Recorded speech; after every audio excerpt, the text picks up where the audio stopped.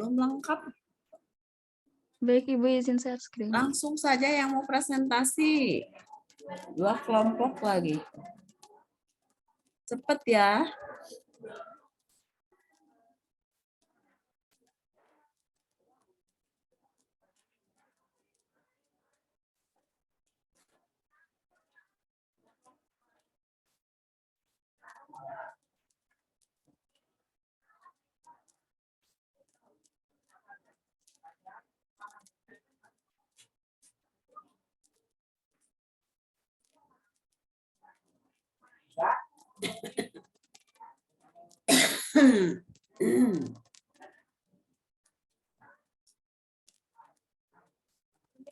Kalau media yang udah diamankan,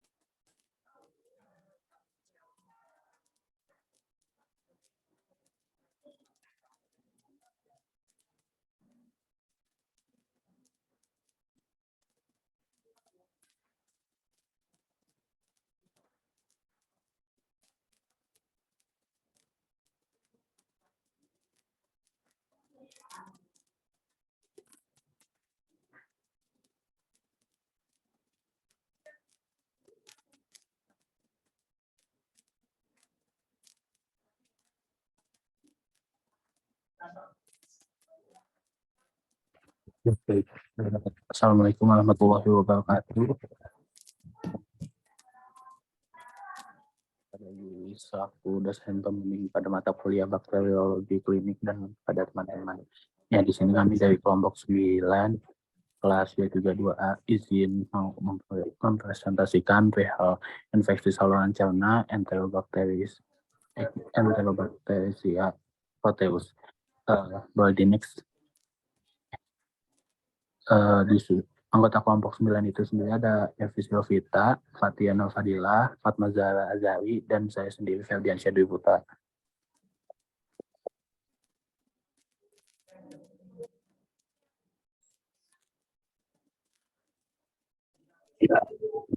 Baik, infeksi saluran cerna.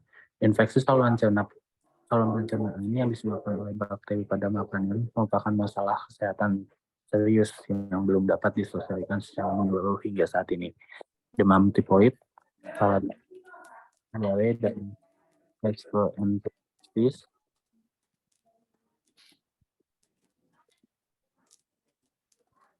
merupakan beberapa penyakit akibat infeksi saluran pencernaan yang cukup banyak dialami oleh masyarakat luas. Right, ini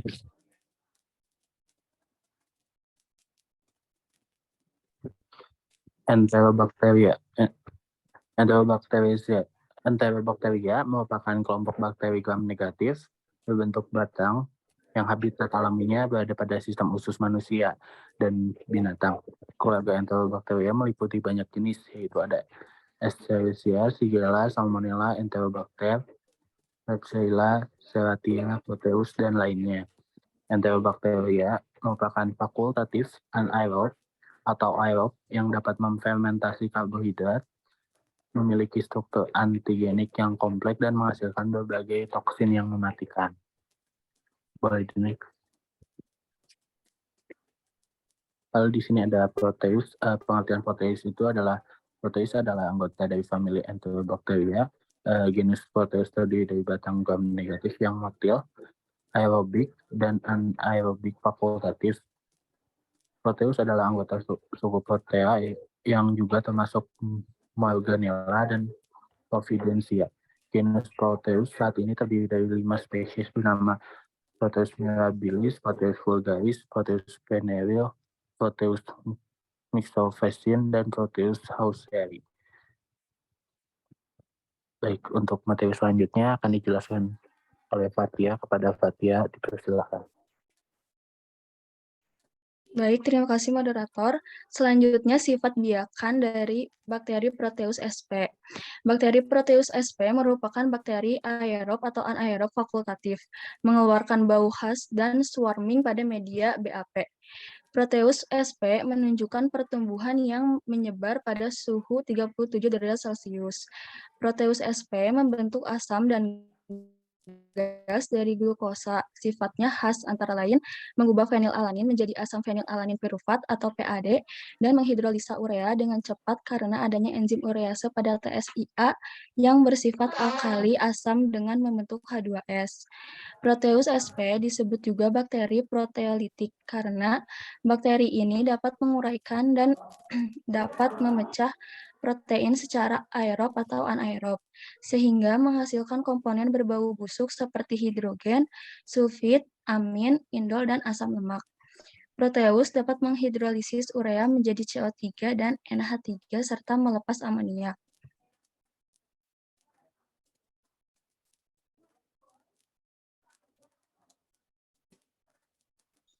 Selanjutnya, klasifikasi dari bakteri Proteus sp.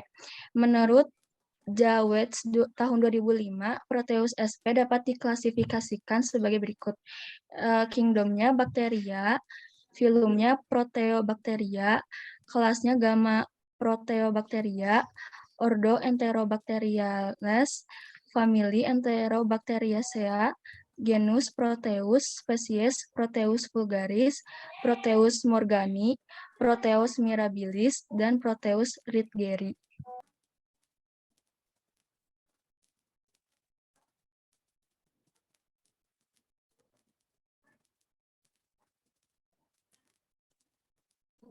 Selanjutnya, penularan penyakit dari bakteri Proteus sp. Penyebaran penyakit oleh Proteus sp melalui air sumur yang digunakan penduduk untuk mandi, mencuci, makan, dan minum, yang kemungkinan bakteri ini untuk masuk ke dalam tubuh, dan masuk melalui luka yang menyebabkan infeksi pada saluran kemih, serta dapat menyebabkan diare. Saya kembalikan lagi kepada moderator. Baik, terima kasih. Untuk materi selanjutnya akan dijelaskan oleh Evi. Kepada Evi, saya persilakan. Baik, terima kasih moderator. Selanjutnya ada patogenitas dari Proteus sp. Proteus sp termasuk kuman patogen, menyebabkan infeksi saluran kemih, saluran pencernaan, atau kelainan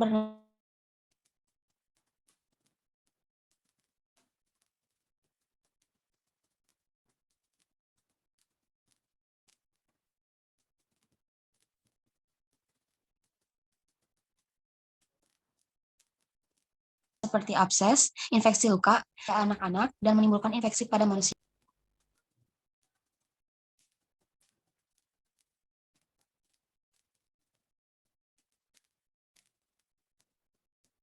Next.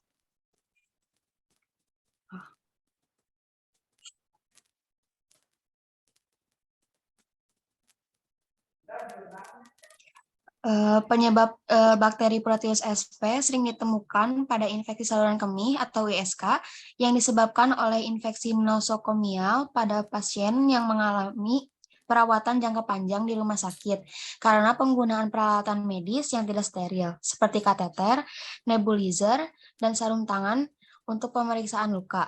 Bakteri Proteus sp bersifat patogen pada manusia jika keluar dari saluran pencernaan seperti dari usus dan memasuki saluran kencing dapat menyebabkan infeksi saluran kemih.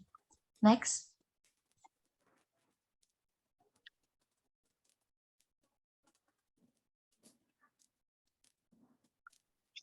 Selanjutnya ada gejala klinik dari Proteus SP.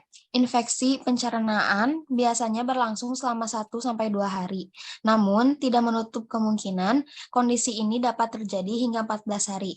Beberapa gejala yang muncul ketika mengalami infeksi pencernaan meliputi sakit atau kram perut, diare, muntah, demam, tidak nafsu makan, nyeri otot, dehidrasi, sakit kepala, dan berat badan menurun. Terima kasih, saya kembalikan kepada moderator. Terima kasih. Untuk selanjutnya kami jelaskan pendapat Rasulullah. Baik, terima kasih moderator. Selanjutnya ada pencegahan. Yang pertama, memperhatikan kebersihan sarana umum, terutama sumur yang digunakan sebagai sumber mata air untuk kehidupan sehari-hari. Kedua, memperhatikan kebersihan diri, mencuci tangan setiap buang air. Ketiga, menjaga kebersihan makanan dan minuman, memasak air hingga benar-benar matang agar terhindar dari infeksi bakteri. 4. Memperhatikan kebersihan luka yang sedang diderita agar bakteri Proteus SP maupun bakteri yang lain tidak mudah menginfeksi tubuh. 5. Hindari terjadinya nosokomia infeksi melalui penggunaan kateter yang tidak steril. Boleh di next.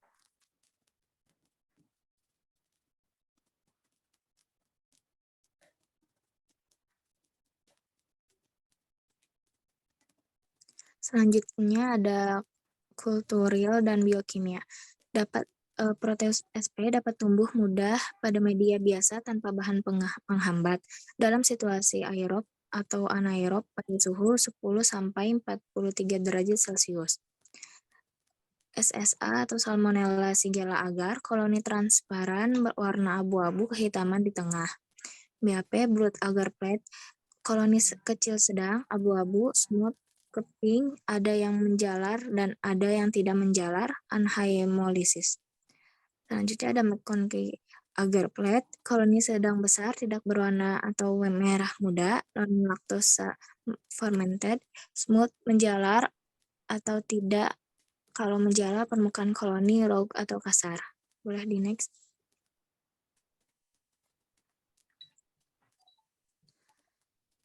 Selanjutnya ada sifat-sifat umum genus Proteus.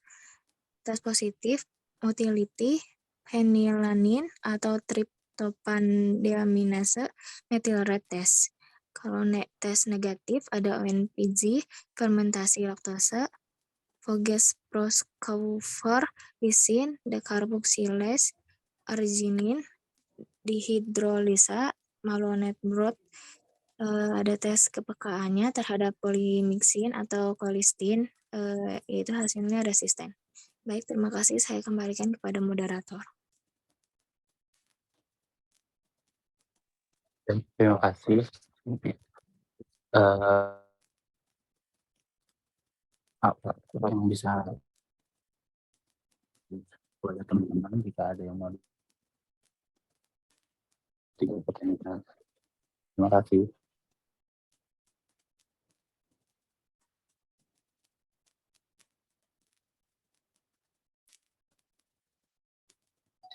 Ini udah 2 kelompok, 2 kelas. Baru 1 Ibu dari kelas A. Ya, sok langsung ini kelas B.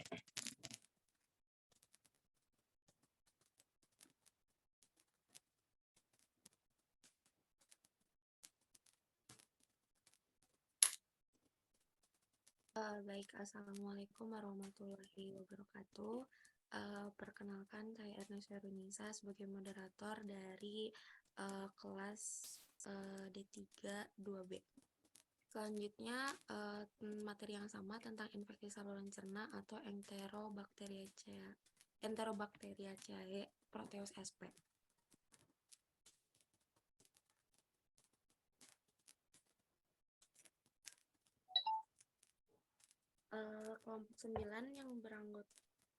Kelompok 9 yang beranggotakan saya sendiri, Ernest Verunisa, Fardanaka Albila, Farzana, dan Firly.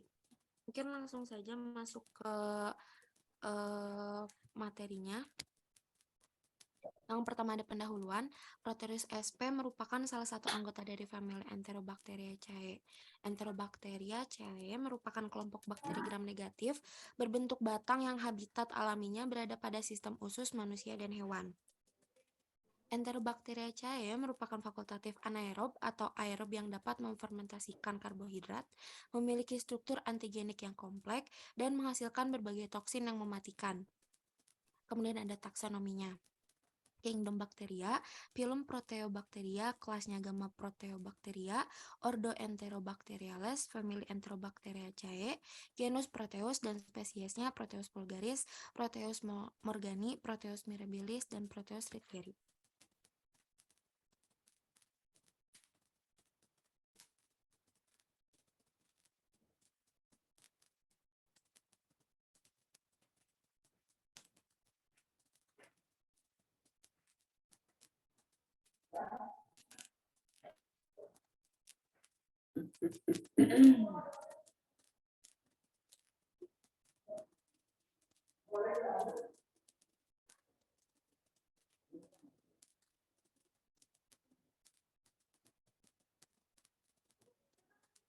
Selanjutnya morfologi. Proteus sp merupakan bakteri bentuk batang, gram negatif, tidak berspora, tidak berkapsul, berfragil peritrik. Kemudian bakteri ini berukuran 0,4 sampai 0,8 kali 1,0 sampai 3,0 mikron.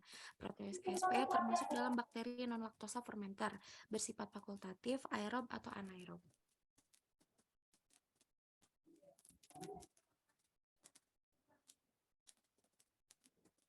Kemudian di sini ada sifat pada media. Yang pertama pada media McConkey agar, sifat koloni Proteus sp pada media McConkey agar membentuk koloni sedang besar, tidak berwarna atau berwarna merah muda, tidak memfermentasi laktosa atau non-laktosa fermenter, kemudian smooth, menjalar atau tidak menjalar. Kalau menjalar, permukaan koloninya besar. Kemudian sifat pada media blood agar. Sifat koloni Proteus sp pada media agar darah memiliki bau yang khas dan swarming pada suhu 37 derajat Celcius yang disebabkan oleh flagellanya. Semua strain Proteus mirabilis dan beberapa strain Proteus vulgaris non-hemolisis pada agar darah, namun sebagian besar strain Proteus sp bersifat hemolisis. Sebentar ya, sebentar. Kembalikan. Nah, ini lihat ya, kayak di air ya, di kolam kita lempar dengan batu beriak gitu kan. Ya, khas ini untuk Proteus, swarming istilahnya menyebar.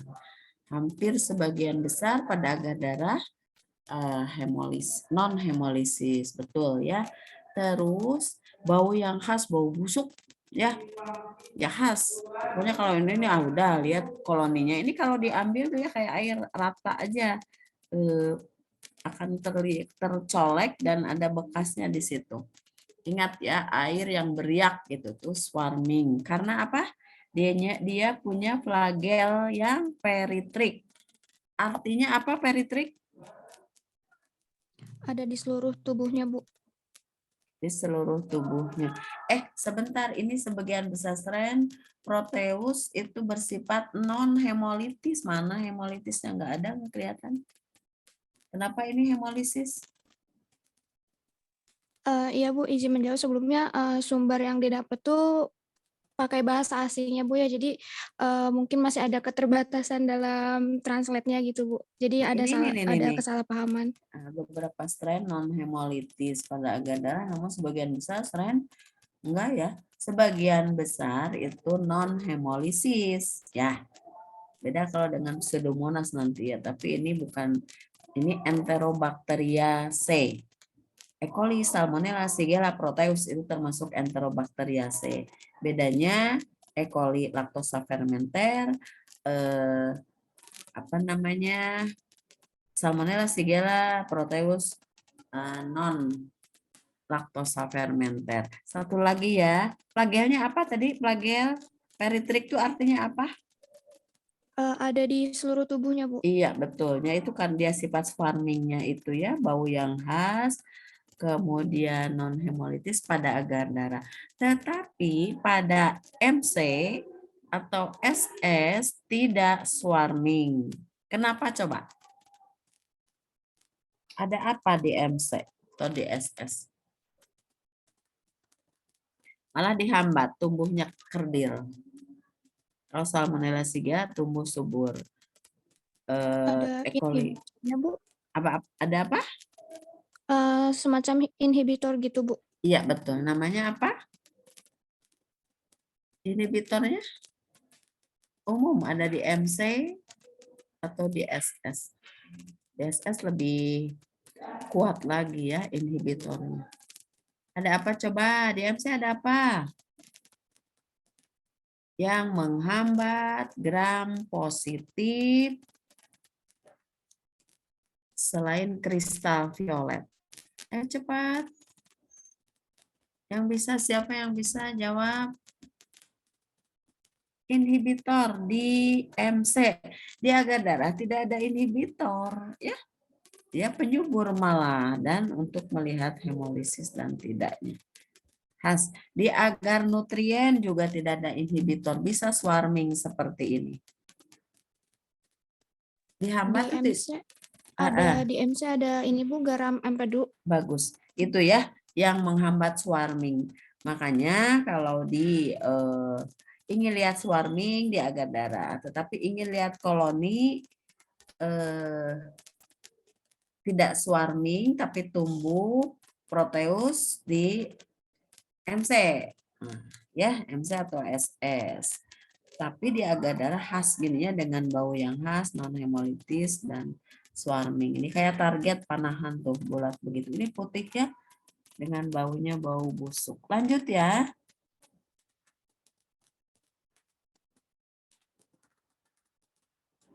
Ini eosin metilen blue. Lihat, ada swarming kah? Tidak ada kan di sini? Karena ada garam empedu.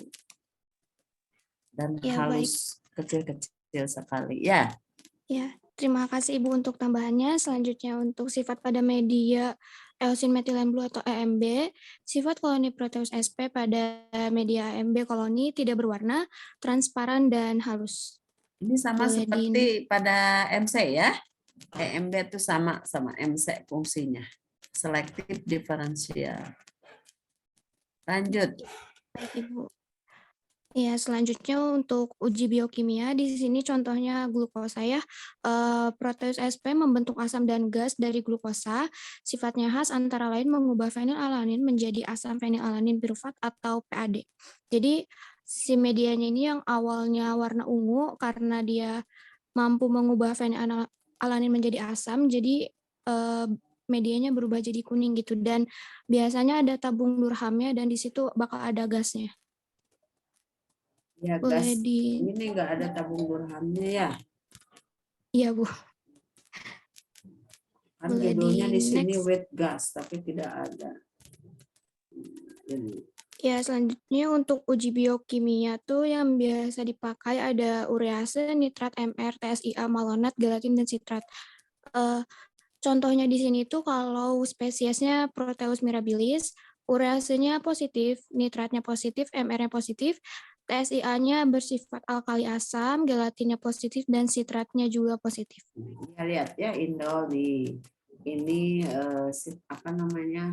Urea khas untuk proteus tuh menghasilkan enzim urease.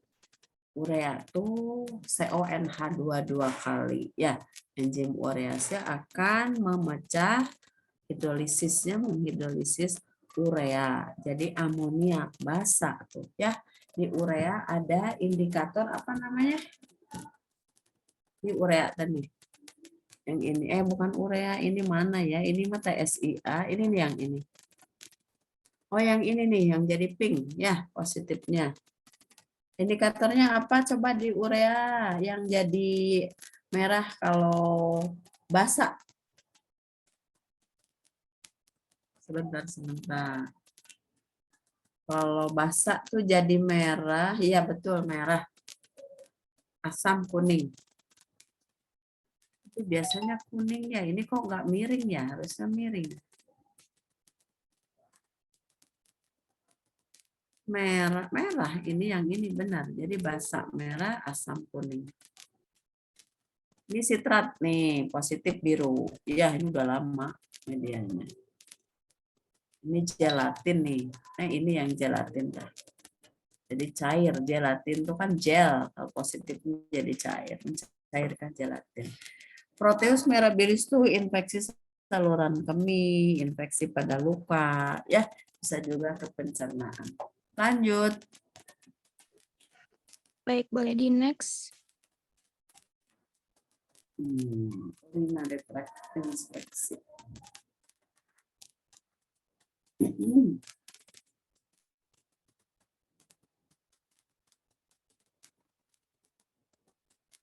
Ayo. Ya, baik. Untuk selanjutnya ada patogenitas. Proteus SP adalah bakteri patogen oportunistik, dapat menyebabkan infeksi saluran kemih atau kelainan seperti abses, infeksi luka, infeksi telinga, atau saluran napas. Proteus SP dapat menyebabkan infeksi pada manusia hanya bila bakteri tersebut meninggalkan saluran usus. Spesies ini ditemukan pada infeksi saluran kemih dan menyebabkan bakterimia, pneumonia, dan lesi vokal pada penderita yang lemah atau pada penderita yang menerima infus intravena. Ya, ini bahaya padahal dia oportunis ya, patogen asalnya flora normal ya, sama seperti E. coli, Staphylo. Nah, ini sering terjadi di rumah sakit di mana orang sedang dirawat lemah. Di situ kan banyak di air, udara, lingkungan yang kurang bersih. Ya, apalagi di perawatan tipe C itu bisa menjadi infeksi apa rumah sakit namanya? Infeksi nosokomial, Bu. Iya, bagus. Ya, Staphylo, Strepto, E. coli, Proteus, padahal ini bakteri-bakteri normal. Ya, jadi oportunis, pindah tempat, kemudian itu melalui alat-alat, ya, melalui pernafasan, termasuk spray, alat-alat medis, dan daya tahan tubuh lemah. Jadi namanya menguntungkan ya dari bakteri ini oportunistik. Infeksi nosokomia. Bisa dari penderita yang lain temannya, dari perawat, ya tenaga medis maupun paramedis, dari alat-alat, bahan, alat makan, dari infusan, alat napas itu nebulizer gitu ya. Ya lanjut. Pencegahan. Baik, untuk pencegahannya, yang pertama itu menjaga kebersihan makanan dan minuman, memasak air hingga benar-benar matang, selanjutnya memperhatikan kebersihan luka yang sedang diderita, hindari terjadinya nosokomial infeksi melalui penggunaan kateter yang tidak steril, dan memperhatikan kebersihan diri, mencuci tangan setiap buang air.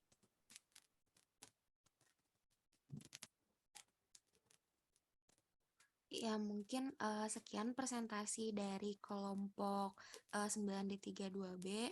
Mengingat waktunya yang terbatas, mungkin langsung saja ditutup ya. Terima kasih atas perhatiannya. Terima kasih atas tambahannya Ibu dosen. Terima kasih atas perhatiannya rekan-rekan. Sekian, wassalamualaikum warahmatullahi wabarakatuh.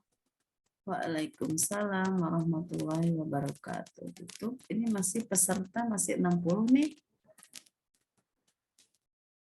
Harusnya memang ini sebagian udah ini ya, kuliah lain.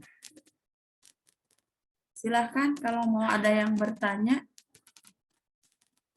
ya seadanya sajalah sambil menunggu. Ya, apa yang dijelaskan tadi betul, mudah-mudahan bisa ditangkap ya fungsi dari medianya masing-masing. Ini kalian ngambilnya EMB ya.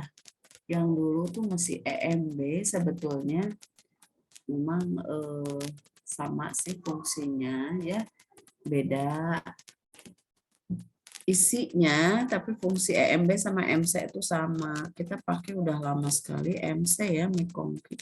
Tapi di buku-buku tuh masih EMB, eosin methylene blue. Jadi ada methylene blue, ada eosin, tetap aja eosin kan merah ya. Kalau untuk laktosa fermenter ada laktosanya jelas, ada garam empedunya. Iya, agak kemerahan di situ karena ada eosinnya ya. Methylene blue itu Kalau yang laktosa fermenter E. coli itu berwarna merah hijau ya, berkilauan seperti kilat logam. Sedangkan yang non laktosa fermenter Salmonella, Shigella, Proteus itu lebih pucat, lebih ke ada warna biru muda tuh ya. Itu aja bedanya sih ya, sama-sama merah. Tapi kita pakainya MC. Nah, yang MC tuh kalau non laktosa jernih kelihatan putihnya itu.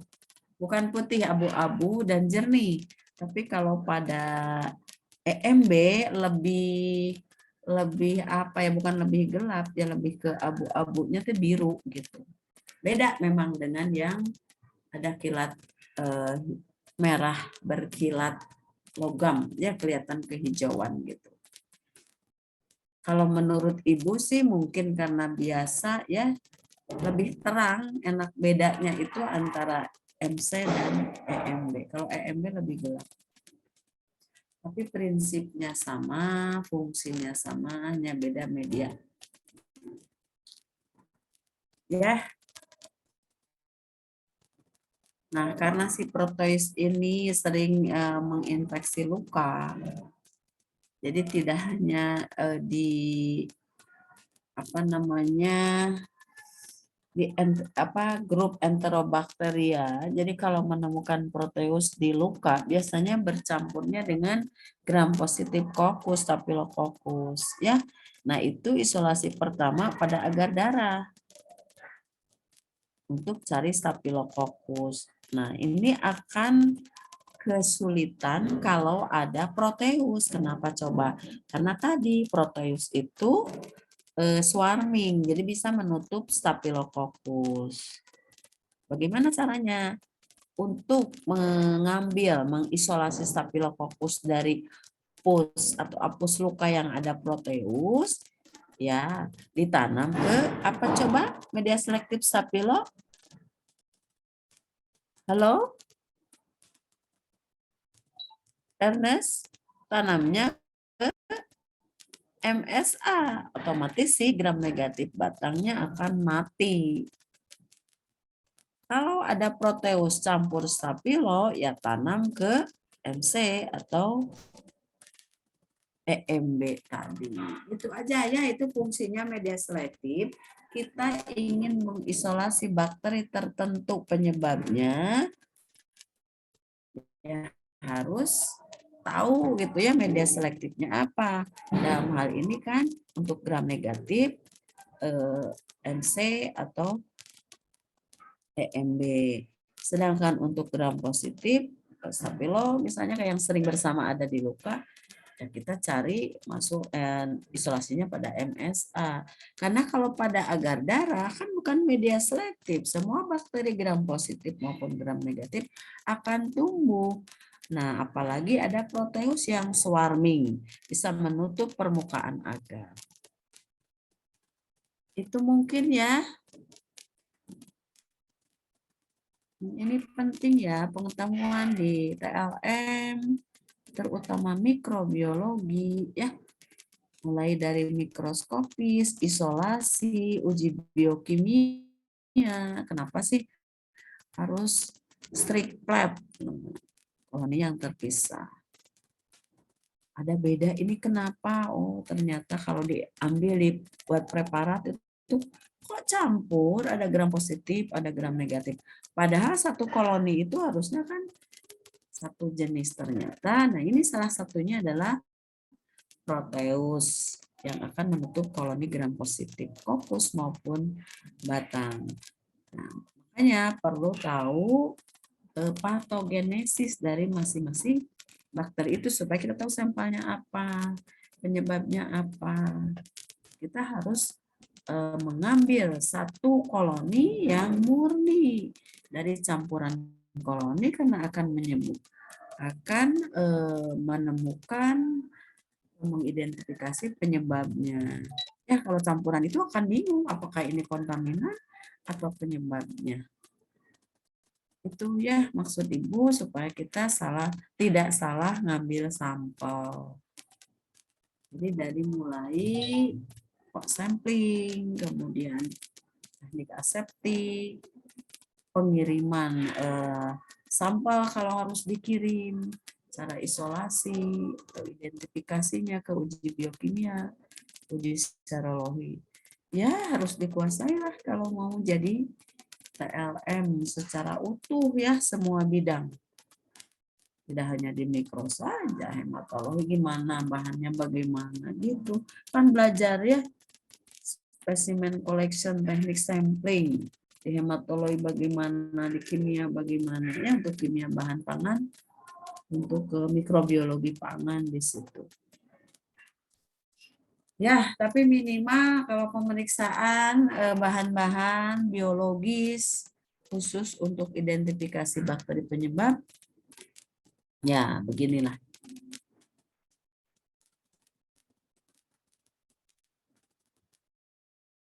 Sudah kalau begitu ditutup saja ya, waktunya juga sudah lewat. 10 menit. Silahkan, ini siapa yang menutup, Ernest? Iya, baik, Ibu. Terima kasih atas tambahan-tambahannya. Terima kasih atas tambahan-tambahannya. Terima kasih juga atas kehadirannya, teman-teman semua. Mungkin ditutup saja ya, Bu. Terima kasih. Wabillahi taufiq wal hidayah. Wassalamualaikum warahmatullahi wabarakatuh. Waalaikumsalam.